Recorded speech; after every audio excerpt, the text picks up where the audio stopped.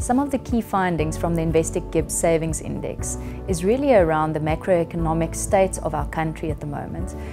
The index indicates that we are at the worst state of savings that we've been in 25 years since the inception of our calculation of the index. It also points to the fact that our savings rate and our savings environment has deteriorated steadily over this period.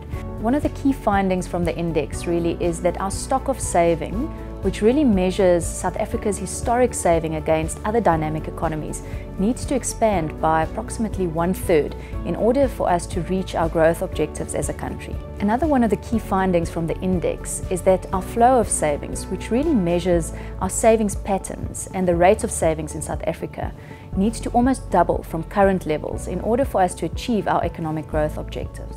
One of the key insights that the Investec GIBS Savings Index affords is the role that savings plays in funding economic growth and socio-economic inclusion. A country that scores 0 on this index is bankrupt. A country that scores 100 is in the business of sustained and elevated economic growth.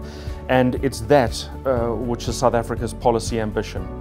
The fact that the index achieves a score of 63.4 says that South Africa is some way towards achieving sustained and elevated economic growth, but we've got a way to go.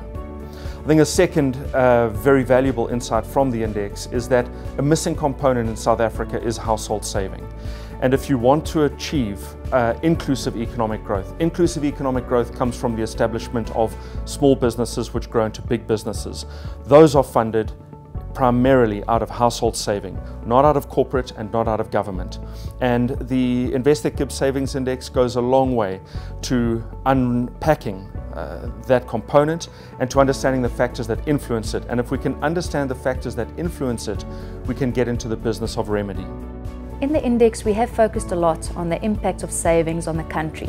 But we all know that at an individual level, savings is crucial for us to accumulate wealth and to plan for our retirement and also our other goals. So although we've unpacked in the index a lot around why it's important from a national point of view, we must not underestimate how important savings is from an individual point of view to create financial independence, especially in retirement.